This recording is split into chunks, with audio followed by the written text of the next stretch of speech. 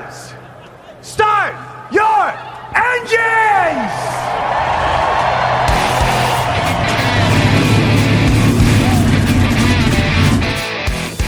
Hit the pace car!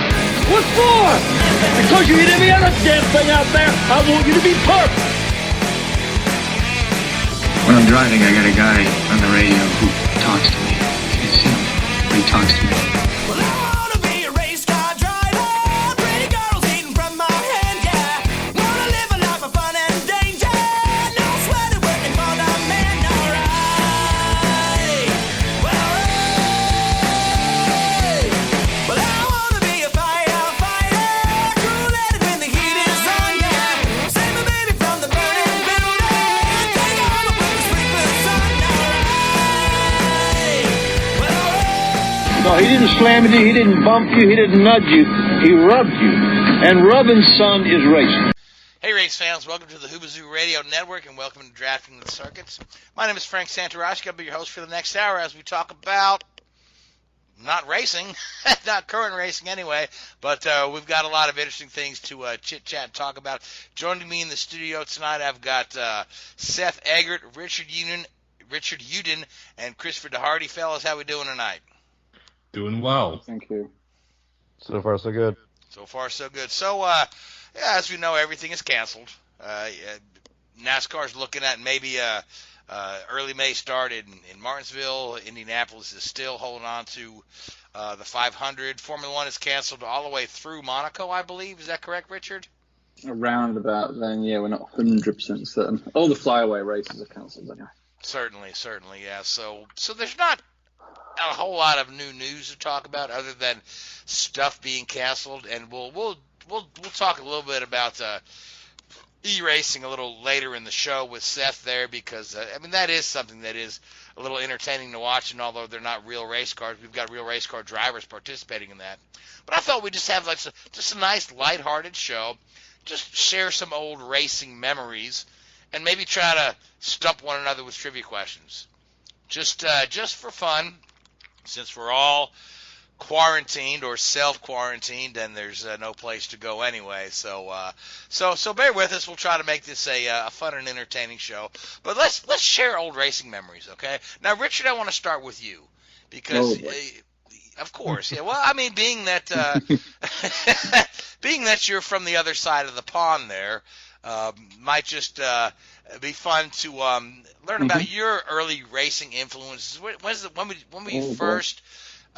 did you first realize that you really enjoyed racing, and what's the first race you went to? Oh, the first memories I really have of racing, I guess, were probably around '92 when Mansell won the World Championship for Williams. That was a big. Motorsport was huge in the UK at the time. The British teams were dominating. How old were you in 1992? I'd been 9. Okay, all right. So yeah, and I may have seen it before then on TV and everything, but that was the first time I really got into it. And nobody else in my family was really into it. I mean, they'd watch it on TV as a passing interest, but it wasn't from a racing family or anything like that.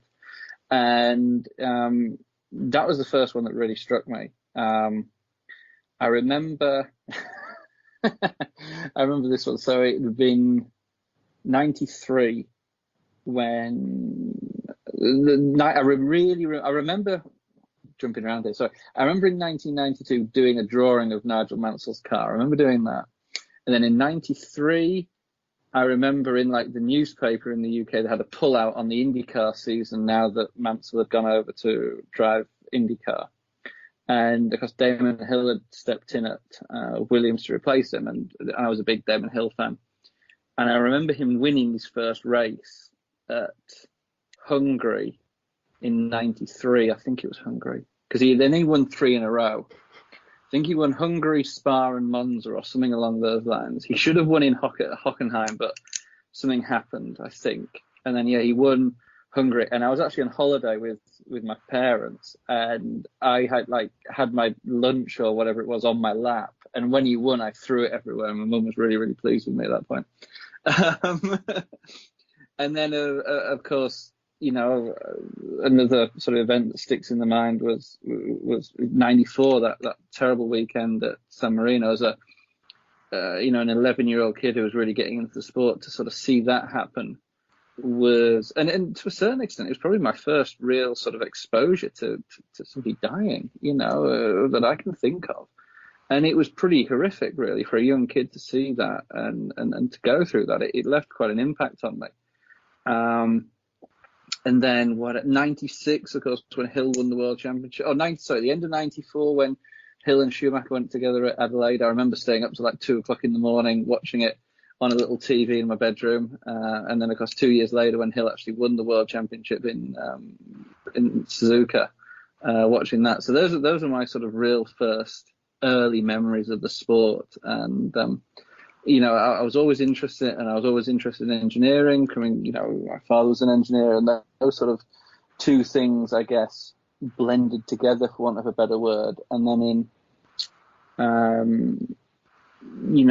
pretty much straight out of college, I got an opportunity to go and work for BAR Honda in 2005. It would have been. So, that all happened very, very quickly. I didn't go to my first race actually until 2005, because they're not cheap things to go to, And Formula One, especially in the UK, is a very expensive ticket. You didn't get to go to a race until you were working for a race team. Well, until about 2 months before I started. My first race with Honda. I may have actually applied for the job before I went to the race, but I went to the race at Silverstone, which had been early July, and then I started working for BAR Honda in August. So I may have applied for the job at that point.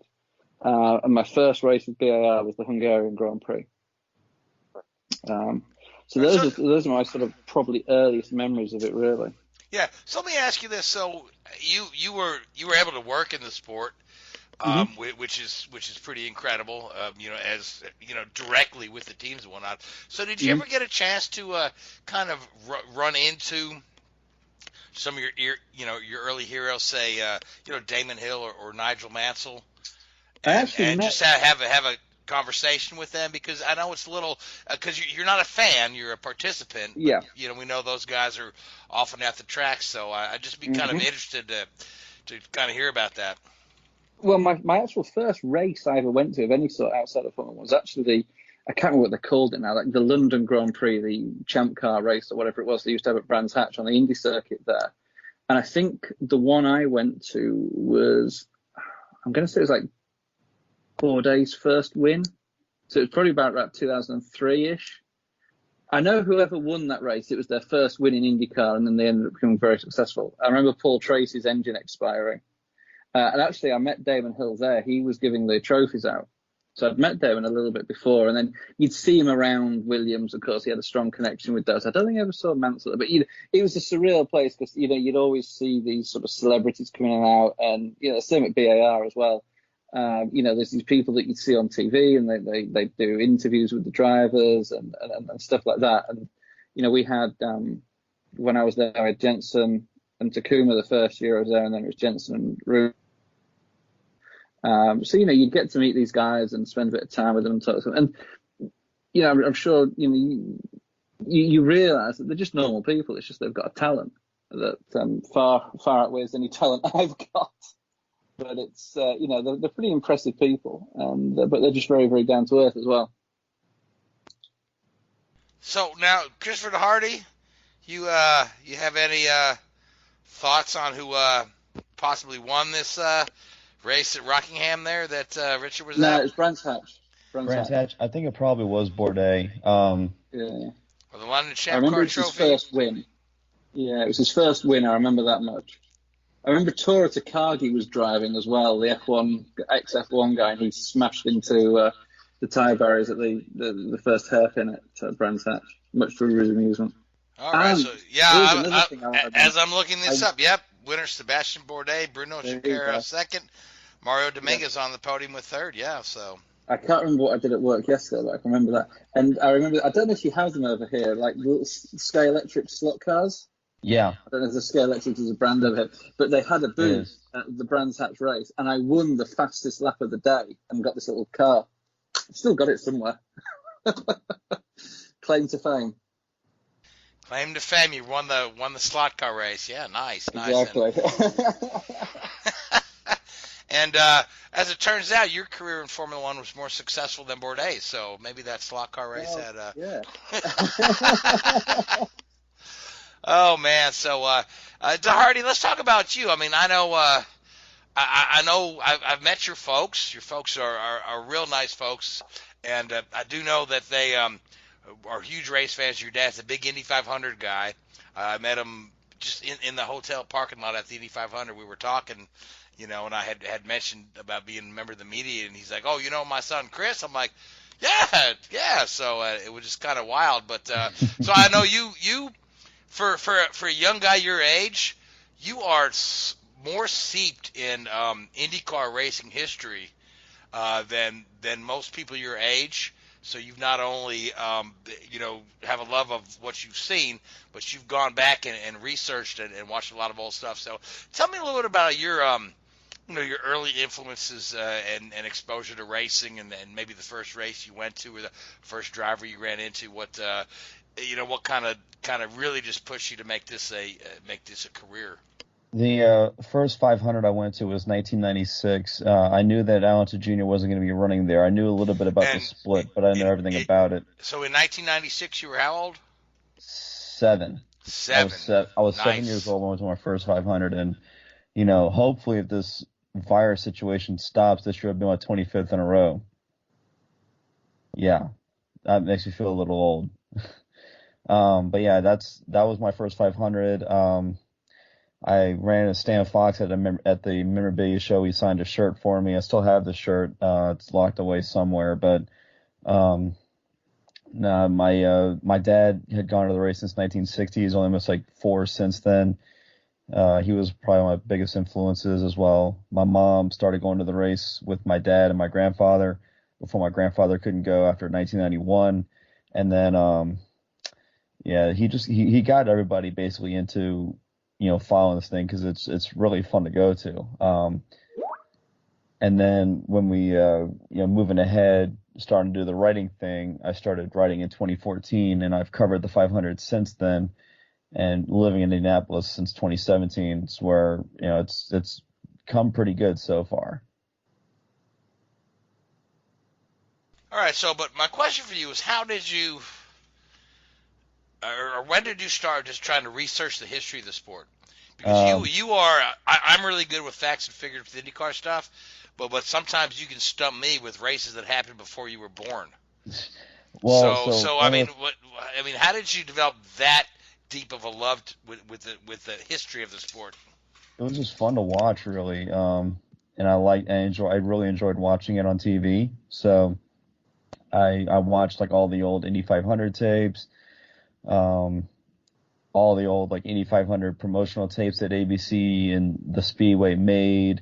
That's one thing that I guess is kind of missing nowadays. That there was a lot of promotional content that they made back in like the 80s and 90s that you just don't see nowadays. Then again, it's not like there's that big of a market for VHS tapes, but it was fun to watch. And we had this old Indy 500 mile race like record book or stat book rather, and I would look at that from time to time, just reading here and there, and that's really part of it too, is just looking at who finished where, what year, who won, things like that. But yeah, it was fun to watch, and I was like, well, I want to watch more of this. I really enjoyed it. So, and we also had those old Carl Hungnish yearbooks as well, and those things are great research, databases or sources rather. They're fantastic resources. Yeah, I love the old Carl Hungnish books. Yeah. But yeah, those things right there were just so much fun to read and just thumb through and look at all the pictures and read all the cool stories of drivers through the years. It was just so much fun, and that's where the start came from. All right, so now Seth, it's your turn.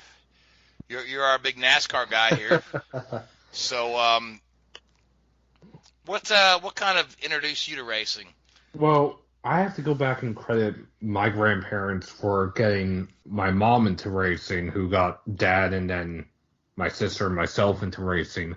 My grandparents, after emigrating to the U.S. after World War II and after surviving the concentration camps of World War II, they embraced this country.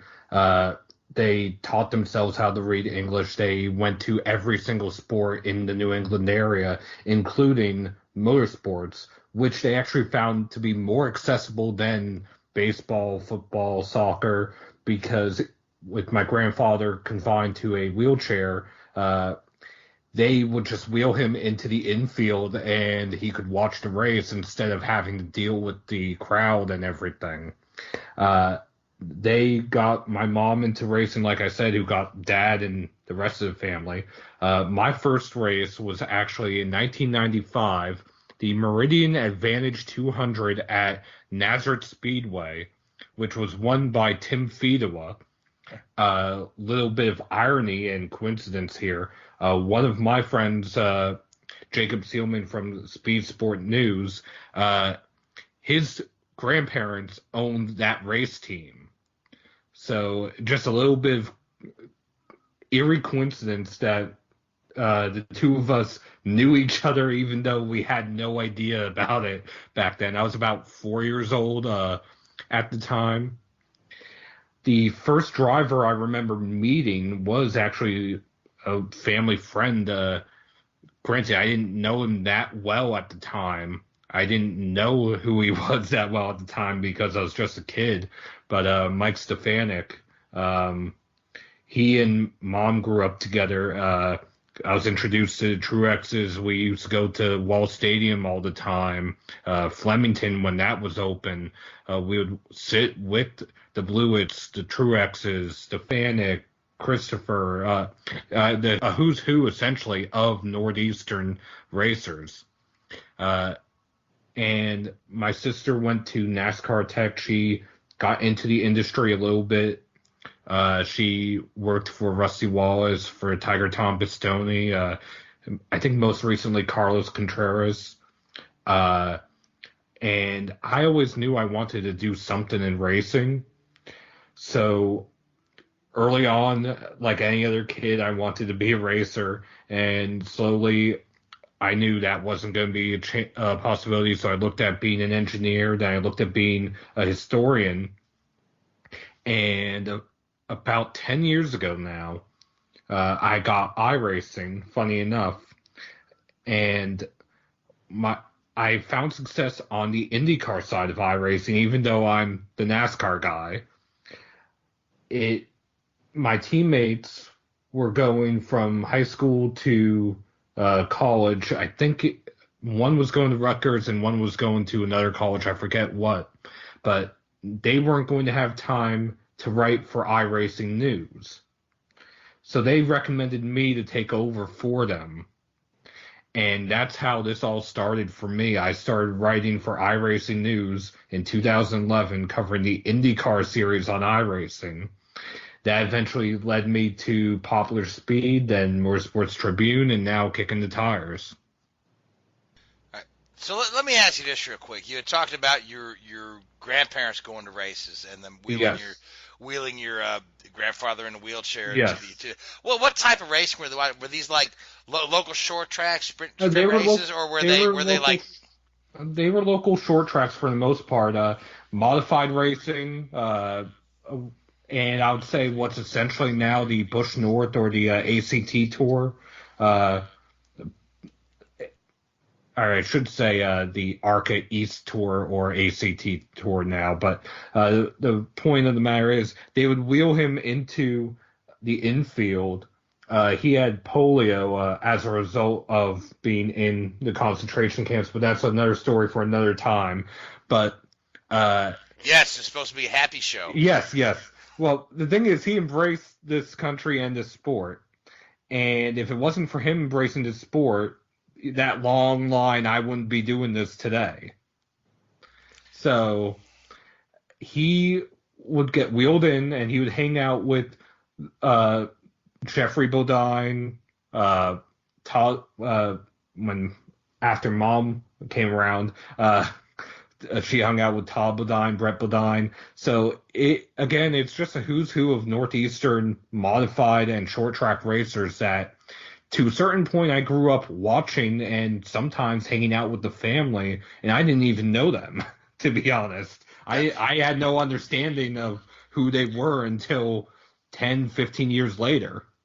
Yeah. So now Seth, you're based in North Carolina now, which is the hotbed for NASCAR. So when was it that you left the New Jersey, Pennsylvania area and kind of relocated to the Carolinas, where you're right in the middle of NASCAR country?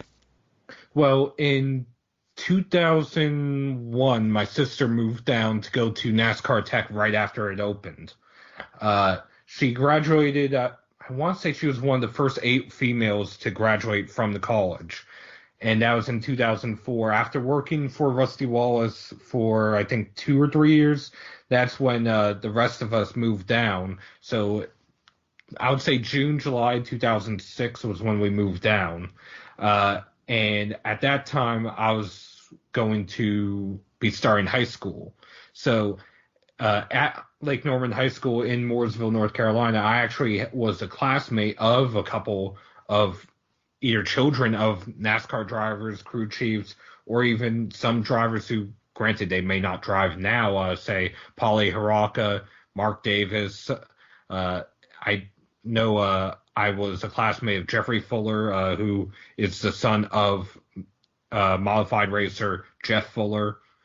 So I always had this NASCAR connection in one way or another. Sometimes I knew it, sometimes I didn't understand it, but I was always around the sport in one way, shape, or form. That's good stuff, Seth. Yeah. So I guess it's time for me to share my story, and mine is a little, since I'm older than y'all. I mean, you're talking about 2006. 2006. I was 2 years into my second marriage. I mean, my story starts back in the early 70s, and I come from a racing family. My uncle owns a race team, races in the SCCA. When I was very young, his race team wasn't where it is now.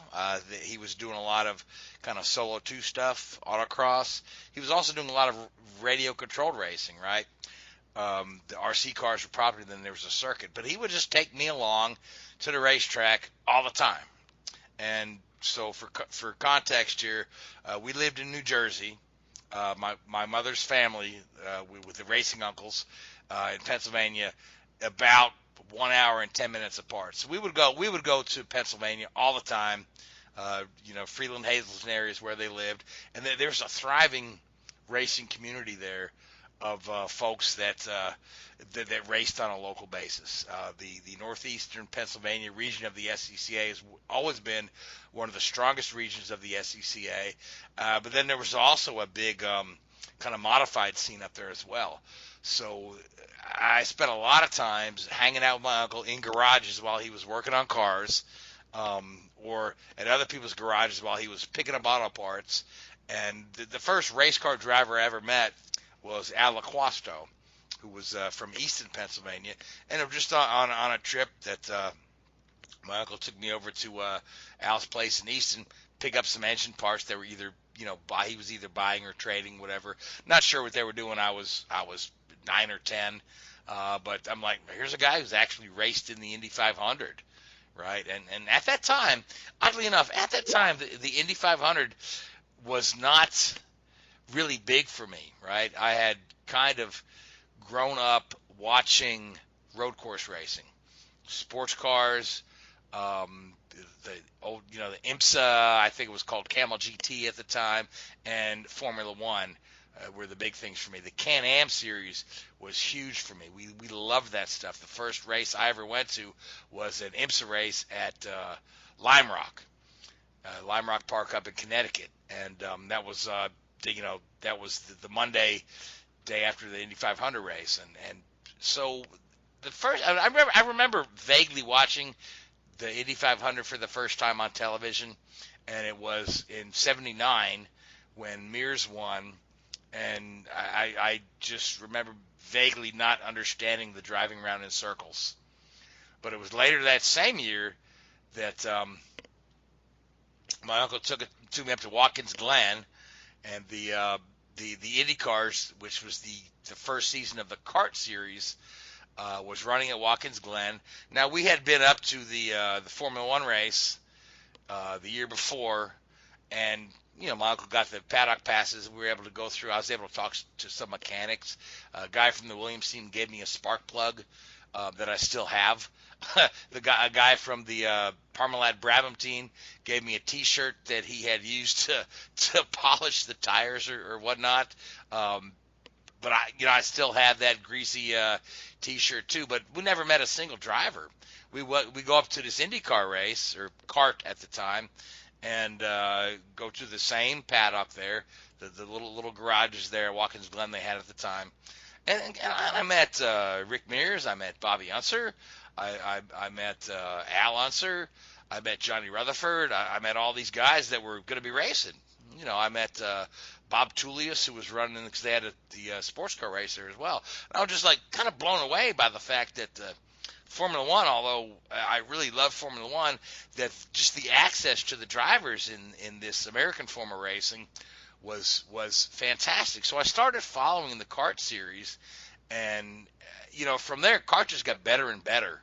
It really did. We had a chance to go to the race at Trenton later, or the following year in 1980, or it might have been 79, 80. I'm old. And Trenton was a very unique and interesting track, but it was a driving around in circles kind of thing.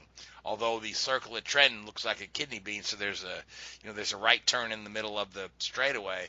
But it just hooked me on this, and as kart got better and better, then I really began to understand IndyCar racing and oval racing. And somewhere in the middle 80s, my family relocated to Virginia. So now I was pretty far away from my race team owning uncle. Didn't go to races quite that much, but what we did have in Virginia was Martinsville Speedway, 45 minutes from my parents' house. So I said, well, let me go check out this NASCAR thing, right? We'll go. We went. I had read in the newspaper you could buy general admission seats at the gate. I said, okay, sit on the back stairs. I said, that's fine. So the ticket booth we went to was selling regular tickets. It's you got to walk all the way around the track to get the general admission tickets to the back, right? I said, okay. I said, well, what tickets do you have here? So we've got some tickets on the front stretch, but they're really close to the track. They're in row 1. I said, okay. So we went ahead and bought those. We'll just sit in row 1 on the front stretch at Martinsville. And this is about 1989. Maybe. I remember Jeffrey Bodine won the race. Seth, you could probably look it up and see what year it was. So it was a really neat experience. But the row 1 at Martinsville is something I'll never do again, because at the time in Martinsville, it was acceptable to throw beer cans and chicken bones down to the ground from the higher up seats. So these were going over our head the whole race. In the meantime, we're so close to the track, our faces are getting blown away with tire dust. So it was just it was a fun time, but it hooked me on NASCAR as a form of racing. So by the time I was a young adult, I was fully immersed in sports cars, IndyCar, and now NASCAR. What car was Jeffrey Bodine driving? Do you remember? Was it?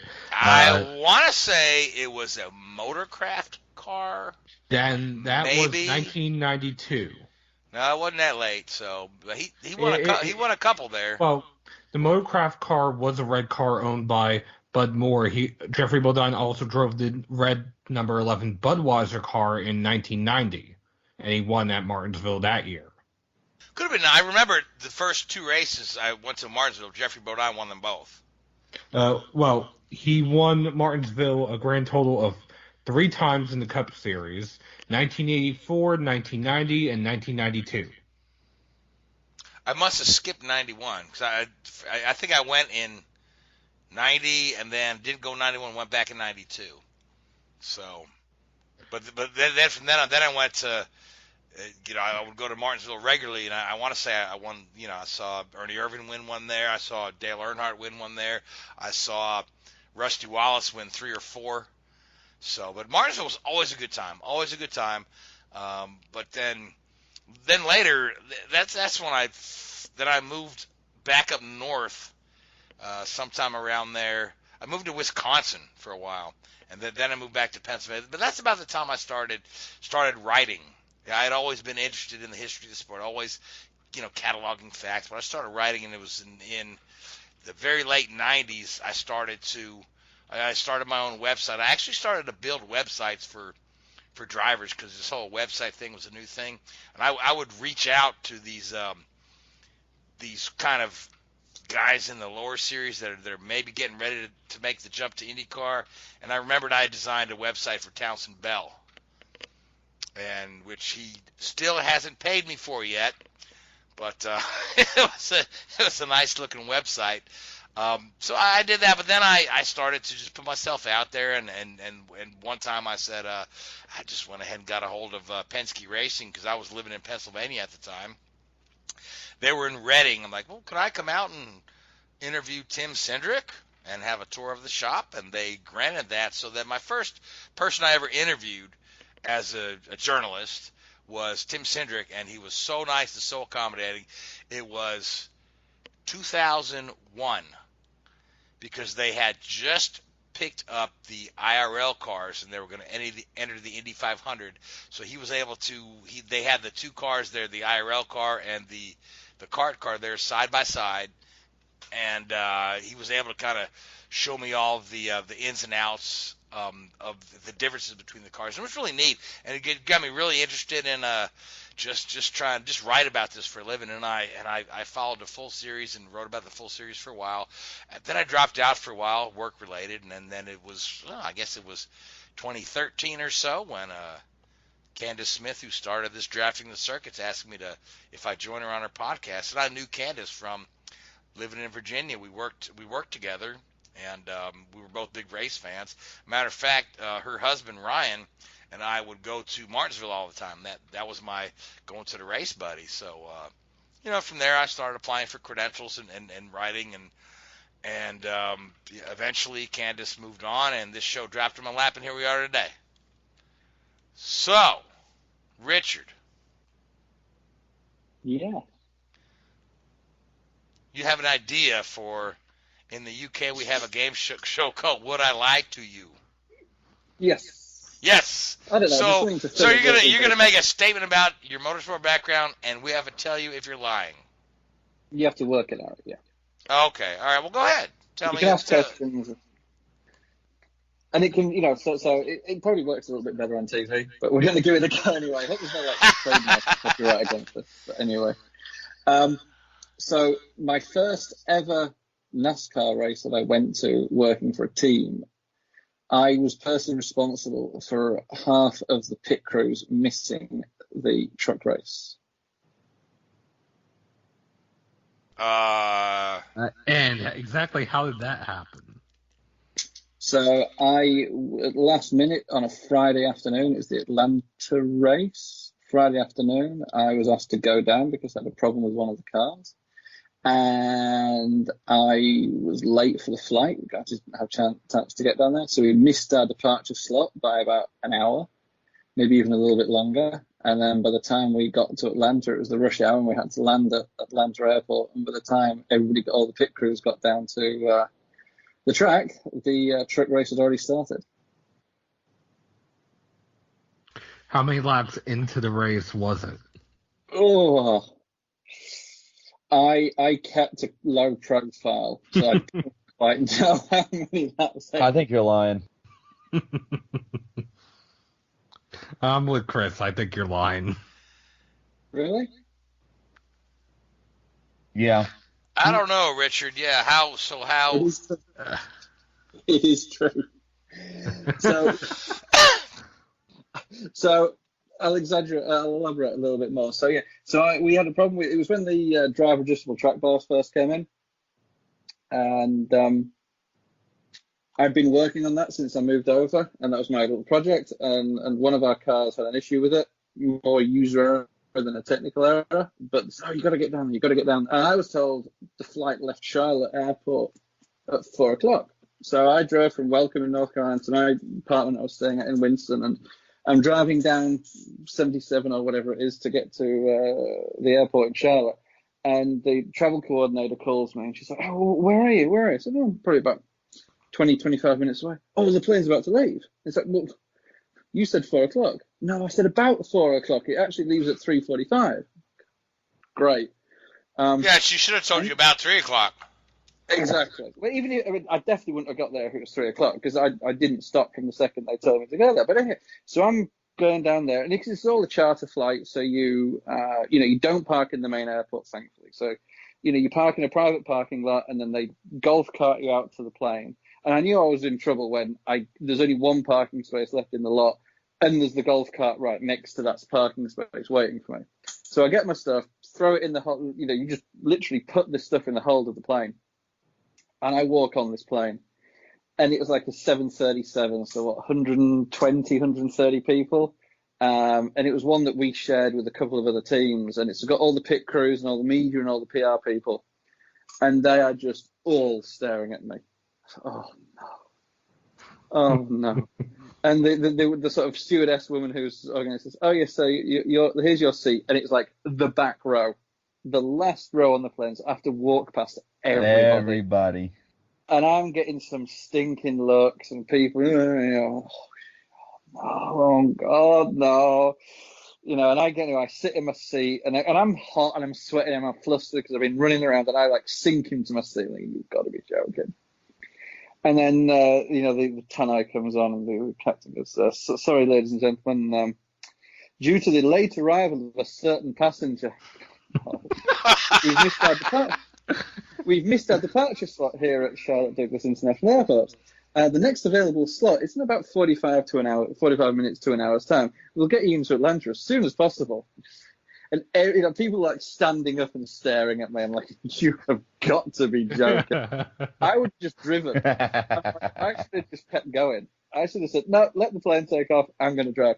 So by the time we took off, it was probably nearly 2 hours late leaving. We rather than getting into Atlanta at 2:00 in the afternoon, we probably land at about 4 or 5 o'clock in the evening. Which is, Atlanta's a bad enough city to drive around, and because the track's quite a way south of the international airport in Atlanta, it's taking people an hour and a half to drive to the track, and there was at least 3 or 4 pit crews on this flight, and I'm like, I don't, just let me go to the hotel, please. So yeah, I think one crew actually missed. I think at least one team didn't have the pit crew for a stop and had to use mechanics. So I was really popular. But hey, I'm just doing what I was, and I'd lived in the US for 2 months, and it was my first race that I had to go to. And oh, good grief, it was just a nightmare. How did the team finish? Oh, I don't know. I kept a very low profile that weekend. Very, very, very low profile. I almost actually flew back with our Xfinity guys on the Saturday because I just got to get out of here. But I thought, no, I'll stay for the Cup race. Oh yeah, it was horrible. And it rained as well. I remember that race; it was delayed because it was wet. And I also of note, the shoes that I had weren't waterproof. I found out that day as well. Oh man! And of course, everybody knew me as the guy that was late for the plane. So I couldn't exactly go and hang out in a hall because everybody was bad mouthing me, and it's like, oh gee, just get me out of here. Good fun though. Good fun. That's hilarious. That's hilarious. Yeah. So baptism of fire in that one. Yeah. All right. So here's a trivia question for you, Richard. Oh boy. Okay. Yeah. So all right. So we often talk about drivers with the most wins that never haven't won a title, right? In Formula One, that's Sterling Moss. Yep. 16 wins with no title. Yep. In NASCAR, who was it, Seth? Most wins without title? Yep. Junior Johnson. Correct. Junior Johnson and Chris, in IndyCar, that's? Oh, that's actually a really good question. That's actually one I don't know. Okay, well, Elio Castroneves, 30 wins with no title. Oh, that's what, So oh yeah, that's right. He never did win a title. God, he was so close so many times. he was so close so many times. But Richard, who do you think the Formula One driver that won a title with the least career wins? And I don't mean least wins in the season he won the title, but the Formula One champion with the least amount of career wins. That's a good question. And there are two answers that are correct because there's two guys tied. One of them is your countryman. I'm going to say Keke Rosberg. No. Oh, okay. So British Formula One world champion.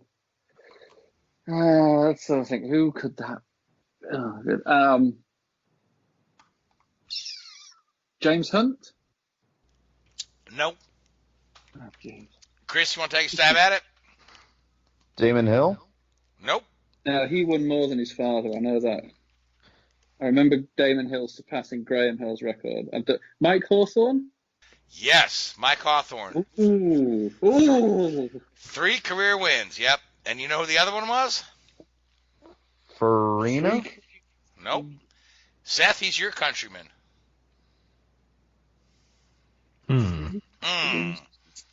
How many American Formula One champions are Phil there? Hill. Yes. Phil Hill, Mike Hawthorne, 3 Grand Prix wins apiece, both world champions. Yeah. Wow. Interesting. So yeah. how many races did Sterling Moss win? 16. I was actually reading a little bit about the race that was in Marrakesh, I think it was. It was the Moroccan Grand Prix in the year when Sterling Moss and Mike Hawthorne both had a chance to win the championship going into the final race. And it was, you read the stories of those races and you just think that would be amazing if it happened today. But, it's all too sterile, isn't it? It's all too controlled. Some of the stuff that was going on was fantastic. Here's the interesting thing, because I was looking this up today, right? When you figure, guys with a lot of wins without a championship, Sterling Moss is actually, I believe, 17th on the list of all-time winners, which means the first 16 are all champions. And, of course, you've got the guys up there, have longer careers this day and age, like Hamilton has been around a while. Schumacher had a nice long career of the guys at the top there.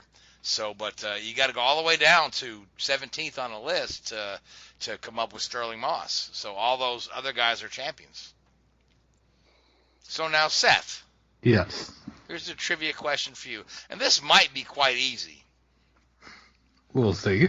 Well, I mean, we talk a lot about rookies in the sport, and rookies are usually young guys, right? So, NASCAR once had a Rookie of the Year that was 48 years old. Remember who that was? I'd have to say it's either Harry Gant or Dick Trickle. Dick Trickle, yep. 48 years old, Rookie of the Year, yeah. So, you remember what Dick Trickle was known best for besides jokes about his name? Smoking in the car. Yep. Whenever the car should come out, he had a lighter there in the dashboard. He'd fire him up a Marlboro or probably a Winston. Probably not a Marlboro, probably a Winston, and have a cigarette in the car. And you never see that today. That also depends sometimes. Because I remember, I want to say it was in 98, maybe 99, Jimmy Spencer was sponsored by Camel, and sometimes he would get Camels from Jimmy Spencer as well. So it varied from week to week. It just depended on what was on hand for him. Yeah, speaking of Jimmy Spencer, one of my favorite guys in the sport. But I've got some neat Jimmy Spencer stories because during the time when Jimmy drove for Junior Johnson, I was working for a marketing firm that represented McDonald's, right? And we had put together the whole package for McDonald's to sponsor Junior Johnson. We had Hutch Strickland the first year, Jimmy Spencer the second year, and Jimmy was just so fun to hang out with at the races because he was. He's got a larger than life personality, right? And we would we had to do this event that McDonald's put together called Breakfast with the Stars, right? So essentially what we do is put just like a little contest box in 50 local McDonald's stores around the area wherever the race was being held, and you could just put your name in, and then we draw out 50 winners out of the stores, right? So 50 stores, one winner from each store, and then they can bring one guest. So we'd have 100 people set up this tent, and we do it. It'd be like early in the morning, right? On the qualifying day. So you folks come out with their, won this contest. We had Dale Earnhardt Sr., Junior Johnson, and Jimmy Spencer all come and speak, and then have an opportunity for autographs and photos, right? But the funny thing was, I'd be hanging out with Jimmy the day before, and Jimmy's teammate was Bill Elliott, and Bill Elliott drove the Budweiser car at the time. So you know what was available at Bill Elliott's hospitality area? Free Budweiser. Beer. Free Budweiser, yeah. So and I still got this photo, and I'll put it on our Facebook page later. One time, Jimmy and I had too much fun at Bill Elliott's thing the night before our Breakfast with the Stars, and we both had to get up earlier than we would have liked to when we both looked like garbage. So, but Jimmy Spencer, I just love that dude, man. He is just a heck of a driver. It's a shame he's only got 2 Cup wins to his credit, because he was aggressive, he was fun, he was bold, he didn't apologize for anything. He was just he's your typical kind of gnarly driver of that kind of era. Oh, even in the Dale Senior mold there, unapologetic for everything. But yeah. So Jimmy's still around, hanging out. Does television stuff sometimes every now and again, but it's just pretty neat that you bring up Jimmy Spencer. So now, Chris, do you have a trivia question to stump Seth? Sure. Or to stump me? All of you. Because you can't stump Richard. I got all of y'all. Okay. All right. No Wikipedia or anything else like that for this one. All right. No, none of us are cheating. All right. My favorite Indy 500 trivia question. 2 drivers in Indy 500 history had done the following: start first, second, and third, finish first, second, and third, multiple poles, multiple wins, won and full lap track records, and won Rookie of the Year. Name them. I've got to say, Mears is one of them. Yes, he is. And the other... Who? Frankie Lee. No, he did not win Rookie of the Year. Yes. My other guess And is... plus, he doesn't have won and full lap track records. Lyondike. Damn it. Okay, yeah, so... That wasn't as hard as I thought it was going to be. Phrasing. Phrasing, I guess, yeah, so... So, I've got here's one for you, Frank. go ahead, I've got yeah. one for you quickly, Frank. So, I think we actually mentioned this a couple of weeks ago, and I guess, Chris, probably you could answer this one as well, I don't know. If Jimmy Johnson does race, make his IndyCar debut next season, will he be the oldest debutant in the series? And if not, who is? How old is he? He's 44 now. I think he's going to be 45 next year. So is he the oldest in the current race, or the oldest ever? No, the oldest debutant. He'll be the oldest driver, won't he? The oldest rookie. Sato. Yeah, who's the oldest rookie ever? Okay. St. All right. James.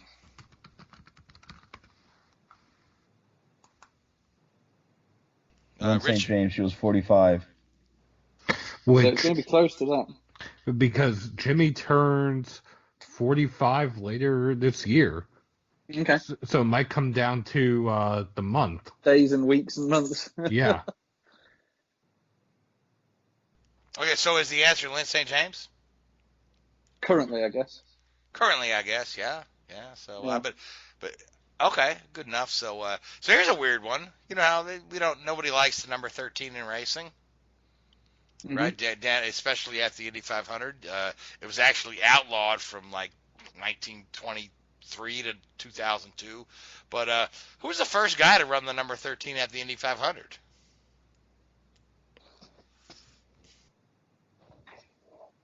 I don't know. Seth, any idea? This is going way back. I was going to say, when you say first one, did you mean the first one after it was no longer banned, or the first one in general? First one ever. I would have no idea. The first guy to run the 13 was early on. The second one was 87 years later. Do you design a website for that guy? No, Gray might have, though. The first one. It's a tough one because they outlawed the number for so long. And oddly enough, the very first Indy 500, they numbered the cars based on the entry list, right? And there was a number 13 car, although he didn't qualify. And qualifying for the first Indy 500 was you had to, run your car down the front straightaway, see if you can get it up to 70 miles an hour. And that would qualify you for the race. So this guy, that was qualifying. You run it a quarter mile down the front straight. So Billy Pierce is the one who failed to qualify for the first one. Yep, you're Googling now. So no, no. The answer to the question is who's the first guy to run the number 13 in the Indy 500? It was in 1914, George Mason. He started 13th and finished 23rd. So it wasn't too awful of a day. So the next guy to run it was Greg Ray in 2002. And the most recent person to try it was Danica Patrick. Danica Patrick, yeah, that's right. Yep, when she tried to do her comeback. So now, Seth, you've got a question, and you'd like to stump Chris with it. So yeah, I think this will stump Chris. Chris, exactly one car that has won an Indy 500 has also won a NASCAR race at Darlington. What year did it win the Indy 500? You said it won a NASCAR race at Darlington, too? Yes, the NASCAR Speedway division, which only existed for one season. What year was the Speedway division? 1952. Oh, jeez. Frank remembers it well. Oh, yeah, I was there. Yeah. I was pit crewing for that guy. That's great. May have been there. All right. I'm going to say it won the Indy 500. Which race did it win first?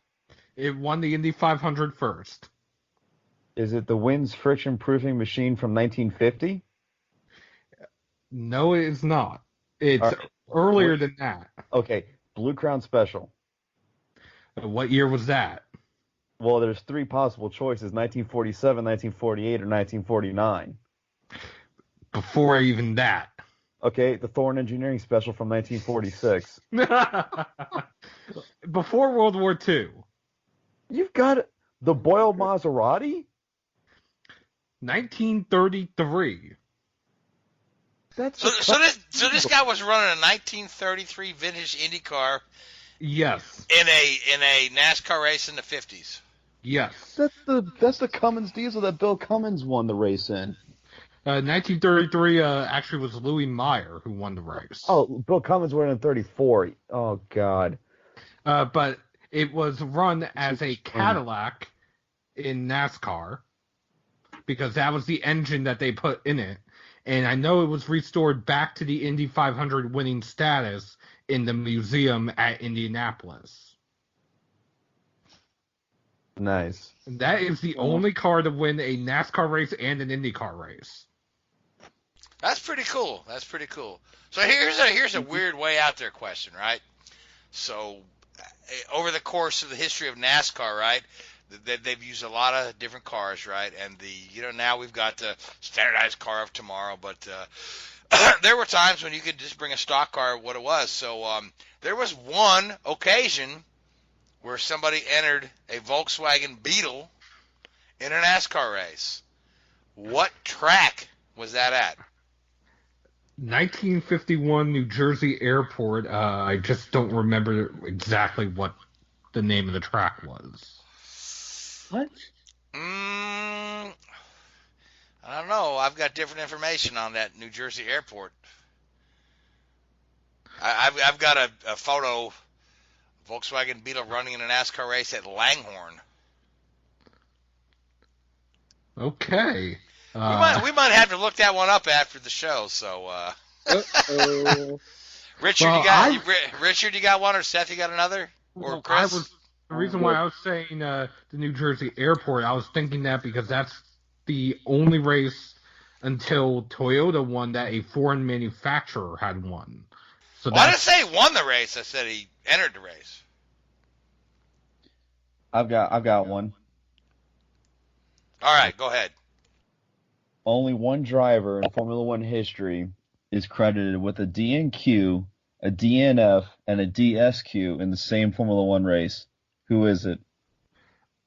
I remember watching this. Okay, wait. Didn't qualify, didn't start. No, he didn't qualify, he didn't finish, and he was disqualified.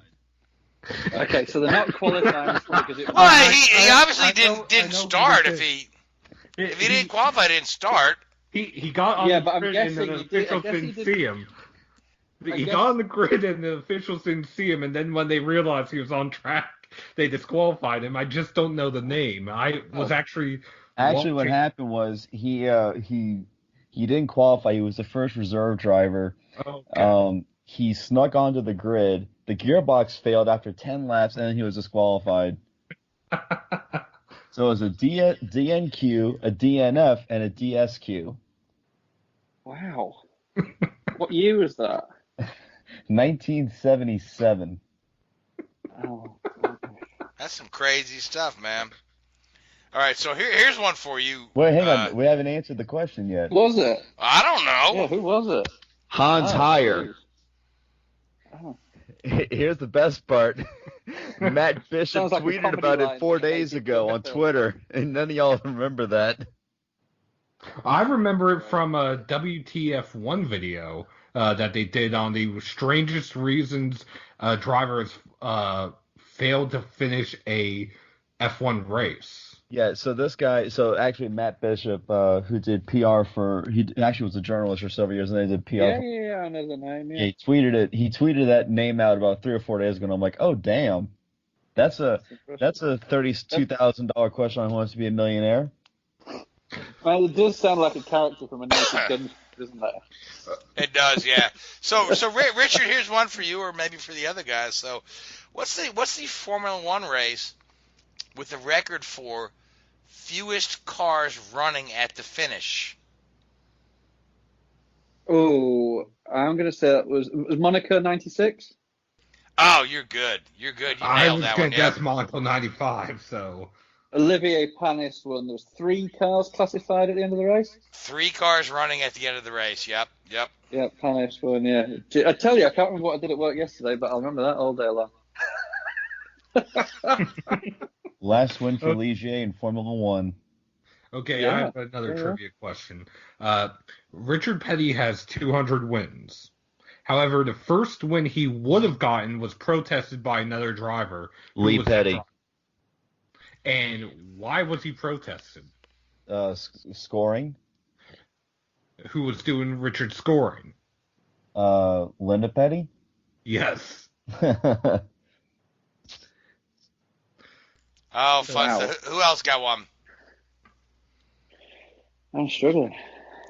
You're struggling? Yeah. All right. So, Seth, we got about 3 minutes left, but let's talk about the e-racing a little bit. E-racing, Okay. iRacing. Now, before you get into the replacements one, there's also another one, Chris, and I believe you're familiar with it. It was called The Race.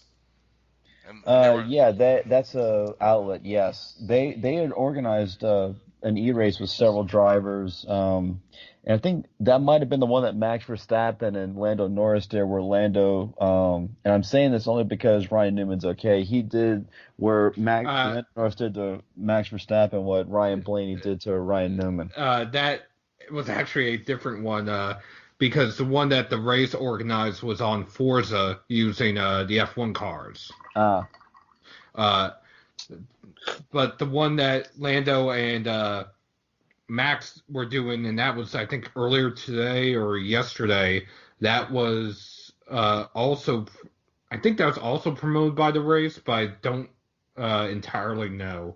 There's been so many this past week. On Sunday, Kevin Hamlin and TJ Majors had organized a replacement race that they jokingly named the Replacements 100, which was broadcasted live on Podium Esports. It featured not only themselves, spotter Josh Williams, you had drivers William Byron, Dale Earnhardt Jr., Bubba Wallace, you had Xfinity Series drivers, Truck Series drivers, ARCA drivers. You even had musician Tim Duggar and former NFL Pro Bowler Kyle Long in the race. It was a fun little event that they did. Josh Williams, who was Ryan Blaney's spotter, led from flag to flag, holding off William Byron and the pros to win the race. Last night, you had the eNASCAR Coca-Cola Series in action, and Williams eSports driver Ryan Luza earned their first career victory. Williams eSports, as in Williams F1, their esports outlet, does have a NASCAR team, and that's their first ever eNASCAR win.